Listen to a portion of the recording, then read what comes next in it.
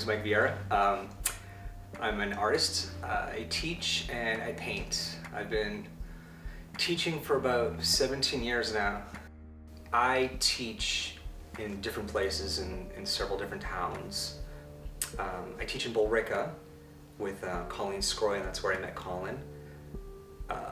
I've taught there for, I don't know, 7 years now. It's been a while. I teach in Tingsboro, which I teach at the Council of Aging, the Senior Center, and I love them. They're like the best people, and they're so funny.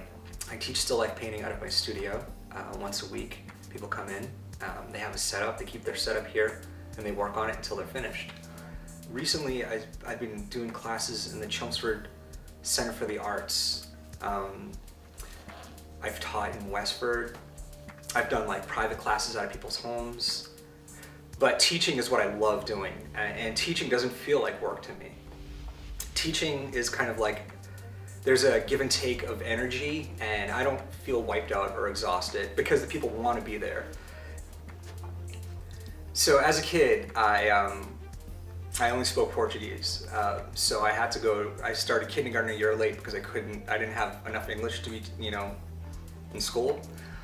So I watched a lot of Sesame Street, so I watched a lot of PBS, and of course I saw Bob Ross on there. And as a child, I would try to draw with a pencil along with what he's painting. And I felt his voice was very meditative. Now I want these mountains to be far away, so I don't want them to get too big in proportion to the painting here, about like so. And I liked watching the process of something materializing out of the blank canvas. So at really young, I just started drawing. My mother used to just buy like paper and crayons, and hours I'd just sit there and draw. But by the time I was in middle school, I think I was in 5th grade, I started taking oil painting lessons with a teacher that taught in public school, but he also taught out of his house. Once a week he had a bunch of people over in his basement, and we all painted from photographs and things like that. So I started oil painting really young, and I never gave it up. I just kept on going with it. There's a few people that have really inspired me to become an artist. Growing up, my parents divorced when I was in 3rd grade, so I didn't really have a male figure in my life.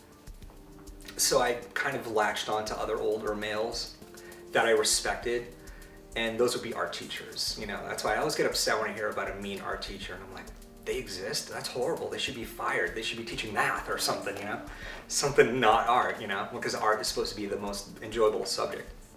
But there's two, Dan Gaudette, who actually lives in Lowell. I studied with him when I was in middle school, and he taught me quite a bit oil painting and how to handle the actual medium. And then Paul Ingebrigtsen, who is a pretty well-known painter in the Boston School painters kind of circle. He has a studio in Manchester, and I was an apprentice under him for 7 years. The best teachers are the ones that will teach you everything. They don't hold back. And they don't sugarcoat anything, and I really respect the ones that don't sugarcoat anything, because it's like, oh, it looks good, and you feel a little disappointed going, it really doesn't look good, there's something weird with it, I'd rather do art than anything else. Even if it made me a ton of money, I would still do art. And and the thing is, if I didn't have to worry about any kind of income or surviving, I would still be at the studio, I would still be battling paintings, I would still be pulling my hair out, trying to make things work. And I would still teach too, just because I love that, and you can't exist in a bubble. You need to kind of bounce things off of each other, and you learn from your students too. There's like I remember I saw one child doing a painting, and they did gray and yellow, and I'm like, ooh, I like those two colors. I'm totally gonna steal that. There's gonna be a painting with gray and yellow in it, and it's all because of you, Okay. I'm Michael Vieira, and I'm a fine artist. When the soul needs to be fed, art and music and poetry and beautiful things will kind of lift you up. I don't remember the original question, but